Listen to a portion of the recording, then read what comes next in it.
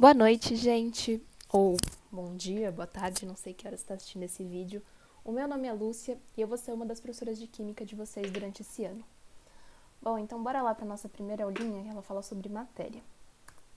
Saindo dessa primeira parte da aula de hoje, você vai saber o que a Química estuda, o que é matéria, propriedades gerais e específicas da matéria, o que são propriedades intensivas e extensivas, os estados físicos da matéria, vai entender um pouco melhor as mudanças de estado físico, pontos de fusão e ebulição e as diferenças entre mudanças físicas e químicas.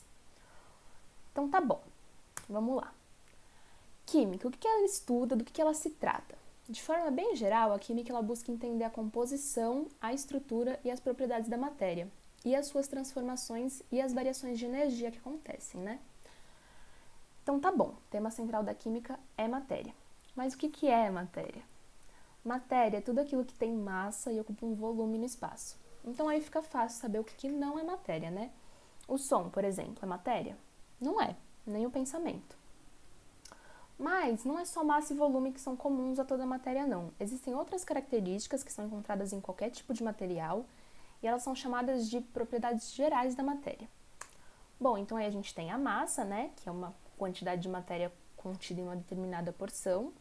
A extensão, que é o espaço ocupado por uma porção de qualquer matéria, né? Ela é medida através do volume. A divisibilidade, e ela demonstra que a matéria ela pode ser dividida em partes cada vez menores.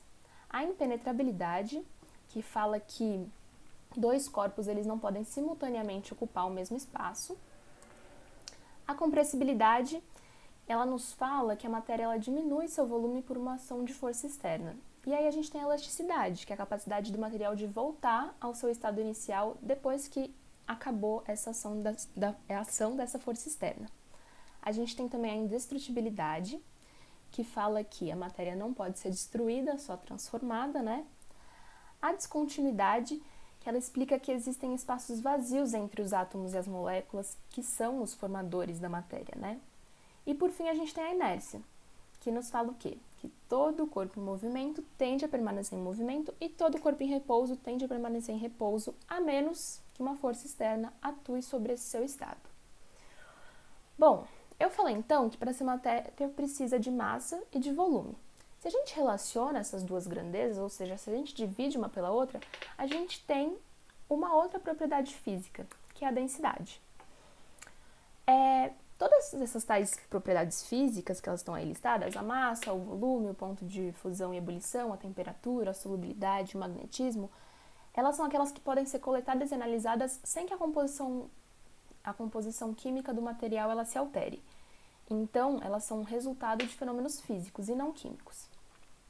Bom, além das físicas, existem também as propriedades químicas, que são aquelas que aí sim você observa reação química, ou seja, existe mudança na composição da matéria. Elas vão dar informação para a gente sobre a capacidade da substância de se transformar em outra através de uma reação química. Então, a gente tem, por exemplo, o potencial eletroquímico. Ele fala da tendência da espécie química de adquirir elétrons. Isso vai ficar mais claro em aulas mais para frente, mas o importante, por enquanto, é que vocês saibam que potencial eletroquímico é uma propriedade química. Aí a gente tem a combustibilidade também, que é a capacidade da espécie em pegar fogo, em queimar, né? E a capacidade de realizar a fermentação. E a fermentação é um processo bioquímico. Aí existem também as propriedades organolépticas. Que são propriedades organolépticas? Elas são propriedades físicas, mas são aquelas que a gente pode perceber através dos sentidos. Então, cor, odor, sabor, som, textura. E aí, por último, a gente tem as propriedades funcionais. Elas também vão ser exploradas mais lá para frente, mas elas são características constantes de determinadas matérias que pertencem ao mesmo grupo funcional. Então, sais, óxidos, ácidos, bases, elas têm características em comum, porque elas pertencem ao mesmo grupo funcional. Aí, todas essas propriedades, elas podem ser classificadas como intensivas ou extensivas. Vamos voltar lá para a nossa densidade. Ela é aquela relação entre massa e volume, né? E ela é uma propriedade intensiva, ou seja, ela não depende da massa, da substância. Mas a relação densidade é igual a massa sobre volume. Como assim não depende da massa? Na realidade, ela depende só do volume. que determinada substância, que essa massa ocupa no espaço, né? Como assim, gente? Vou explicar. Pensa naquela pergunta bem clichê, né? O que pesa mais? 1 quilo de chumbo ou 1 quilo de algodão? Eles têm a mesma massa, né? Eles pesam igual. A diferença é que 1 quilo de chumbo, ele se concentra num volume menor, ou seja, ele tem uma densidade maior. Então, a densidade, na verdade, ela depende do volume, que é uma grandeza física que pode variar com a temperatura ou com a pressão. Outras propriedades que não vão variar com a massa, elas são a temperatura, a cor, o sabor e os pontos de fusão e ebulição. Ainda sobre a densidade, ela é característica de cada substância. Então, num exercício, por exemplo, você tem substância X e substância Y, mesma densidade. Você sabe que vai ser a mesma substância. Aí existem as propriedades extensivas, que são aquelas que dependem da massa da substância. Então, a gente tem a própria massa, né? Alterou a massa se altera, e o volume. E aí, só para ilustrar assim, vamos olhar o exemplinho aqui dos élens. Aqui vai ter uma massa maior. Então, esse élen ocupa um volume maior também. Propriedade extensiva, volume. Agora, a cor não se alterou porque a massa se alterou. Então, propriedade intensiva. Beleza? Bom, seguindo aqui falando sobre matéria, toda matéria ela é composta de partículas. E o estado físico da matéria vai depender de como que essas partículas elas estão agregadas, se existe maior ou menor espaço entre elas. Isso tem tudo a ver com a energia dessas partículas. Quanto maior for a energia, mais agitadas elas vão estar e, consequentemente, mais afastadas uma das outras. No estado sólido, as partículas elas têm energia cinética baixa, então elas estão muito próximas. Já no estado líquido, elas apresentam uma energia intermediária e elas estão um pouco menos agregadas, mais dispersas, assim. Já no estado gasoso, as moléculas têm alta energia, então o grau de agitação é bem alto e por isso elas estão menos agregadas ainda. Então vamos lá, principais características de cada um dos estados. Estado sólido, forma fixa, volume fixo e energia cinética baixa, alta agregação entre as partículas. Estado líquido, a forma ela vai ser variável, né? O líquido ele vai tomar a forma do recipiente que o contém. Então, uma jarra, um copo, qualquer recipiente. Mas o volume, ele é fixo. Energia cinética é intermediária e a agregação também é intermediária. No estado gasoso, a forma é variável. E as partículas elas vão se mover livremente, ocupando todo o volume do recipiente no qual elas estão contidas. Então, o volume também é variável. A energia cinética é alta e as partículas elas estão lá, agitadonas, e então o estado de agregação ele é baixo. A transição entre esses três estados físicos, as mudanças de estado físico, né, elas têm esse nome, elas são essas. De sólido para líquido, chama fusão. De líquido para gasoso, vaporização. De gasoso para líquido, condensação. Na condensação, a gente pode pensar, por exemplo, no vapor de água que tem no ar, e aí quando ele entra em contato com a superfície fria de um copo, de uma cervejinha trincando assim, e o copo começa a suar, é que o vapor da água, que era a água em estado gasoso, entrou em contato com essa superfície fria, então ela resfriou e se transformou em líquido, e ali você tem a água líquida. Do líquido para o sólido, solidificação, e às vezes a gente pode ir do estado sólido para o gasoso direto, ou o contrário, o gasoso para o sólido. E essa transição aqui, para os dois lados, ela chama sublimação. A sublimação a gente pode dar como exemplo a naftalina, por exemplo, que são aquelas bolinhas brancas que ficam no fundo do armário. Elas são sólidas e aí elas passam direto para o estado gasoso e o gás da naftalina que vai repelir barata, traça, essas coisas. Bom, sobre a vaporização, ela pode ser dividida em 3 outros fenômenos, que são a evaporação, a ebulição e a calefação.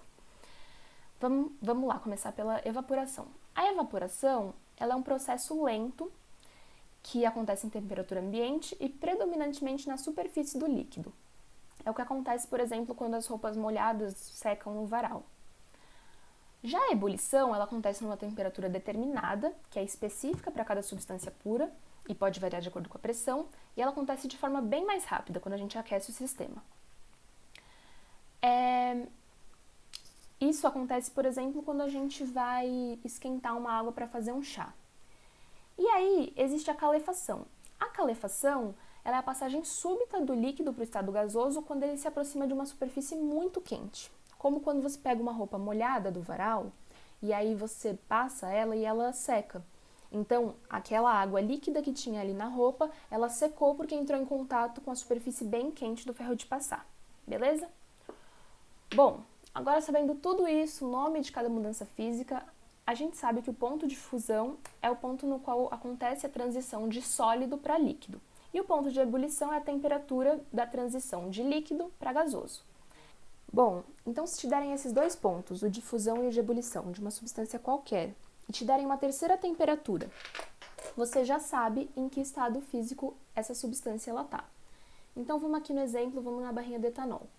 A gente tem aqui temperatura de fusão menos 114 graus Celsius e de ebulição 78 graus Celsius. Se eu te falo que o etanol está a menos 2 graus Celsius, o menos 2 ele vai ser mais ou menos aqui, vai ficar entre essas duas temperaturas. A gente vai saber que o etanol a menos 2 graus Celsius ele está no estado líquido. Então, só para deixar claro aqui, quando você vira um ponto de fusão muito alto, significa que essa substância ela é difícil de derreter, de virar líquido. Quando o ponto é baixo, o ponto de fusão é baixo, significa que é facinho derreter ela. Agora, minha gente, vamos dar uma olhada nesse gráfico aqui que ele é bem importante. Esse gráfico ele mostra pra gente, no eixo Y, temperaturas e no eixo X, um tempo que está passando enquanto a gente está aquecendo. Aquecendo quem? É a curva de aquecimento da água pura. No eixo Y, a gente tem um tempo que está passando enquanto a gente está dando uma certa quantidade de energia para essa água pura e aí ela está aquecendo. Beleza? Bom, então vamos pegar como exemplo esse pontinho aqui, onde a curva rosinha ela encosta no eixo Y. Esse ponto a gente pode ver, ele está abaixo da temperatura de zero. E a gente sabe que, para uma pressão de 1 atm, o ponto de fusão da água pura é 0 graus Celsius. Então, se está abaixo dessa temperatura, a gente tem água em estado sólido, a gente tem gelo. E aí, o tempo vai passando, a gente vai dando certa energia para essa água e a temperatura dela vai subindo. Vai subindo, até que atinge 0 graus Celsius. E aí, o que acontece? Vira líquido. Beleza, mas acontece assim de uma hora para outra? Não é bem assim. Começa a formar umas gotinhas, e aí a gente vai ter, durante toda a fusão, uma mistura de água em estado sólido e água em estado líquido. E a temperatura, durante todo esse processo, ela se mantém constante. E aí, tá acontecendo a fusão aqui, temperatura constante, mistura de água e gelo. Quando a última pedrinha de gelo, ela vira água líquida, a temperatura volta a subir. E aí aqui, só temos água líquida, continuamos dando energia, a temperatura está subindo, está acontecendo um aquecimento, chegou em 100 graus Celsius. E aí, de novo, água pura, 1 atm, temperatura de ebulição é 100 graus Celsius. E aí começa a surgir vapor. E aí acontece a mesma coisa que aconteceu durante a fusão. A gente fica com uma mistura de água em estado gasoso e água em estado líquido. Então, vaporzinho e água, temperatura constante durante todo esse processo de ebulição, até que toda água em estado líquido vire água em estado gasoso e aí a temperatura volta a subir de novo. É importante lembrar que esse exemplinho aqui, ele é da curva de aquecimento da água, mas esse caráter de ficar com a temperatura constante, tanto na fusão como na ebulição, ele é típico de substâncias puras. A gente vai aprender um pouquinho mais sobre elas na segunda parte da aula. Bom, gente, para fechar agora, vamos falar um pouco de mudanças físicas e mudanças químicas. Qual que é a diferença entre elas? Bom, mudanças físicas são aquelas que não alteram a composição química da matéria. Por exemplo, tudo isso que a gente estava falando aí de mudança de estado físico são mudanças físicas. Por quê? Pensa, água, tanto no estado sólido, quanto no estado líquido, quanto no estado gasoso, ela continua sendo água. A famosa H2O, a composição dela não mudou. Mesma coisa acontece aqui no exemplinho que eu trouxe, duas latinhas. Quando a gente amassa a latinha, não deixa de ser latinha. Então, mudança física. Mesma coisa acontece quando a gente moe café, quando a gente corta um papel, por exemplo. Mas e se de repente a gente pegar esse papel e queimar? E aí? É mudança física? Já não é mais, né? Porque a composição dele, ele não vai mais ser papel. A composição dele, depois que a gente fez essa mudança, ela se alterou. Então, quando a gente coloca fogo no papel, por exemplo, a composição dele se modifica, é uma mudança química. Para identificar essas mudanças químicas, a gente tem que prestar atenção em alguns pontos. a gente tem que prestar atenção em mudanças de propriedades organolépticas, por exemplo. Vocês lembram que são propriedades organolépticas? A gente falou lá, né? São as propriedades que elas podem ser percebidas através dos nossos sentidos. E aí, como exemplo, eu trouxe aqui para vocês as cordas de um violão. Quando elas oxidam, e a oxidação é uma mudança química, o som delas muda. Então, o som, propriedade organoléptica mudou, houve mudança química. A mesma coisa acontece, a gente também é indicativo de uma mudança química quando a gente tem formação de gás e formação de precipitado. Bom, agora só para finalizar o exemplinho do ovo. Quando a gente quebra um ovo numa frigideira, a clara dele é transparente. E aí, conforme vai aquecendo, a clara fica branca. Por que isso acontece? As proteínas presentes na clara do ovo, elas desnaturam e aí elas aglutinam e precipitam. Isso indica que houve uma mudança química. Beleza? Tudo certinho? Dessa primeira parte da aula era tudo que eu tinha para falar. Eu espero que não tenham ficado dúvidas, gente. E a gente se vê na segunda parte dessa aula.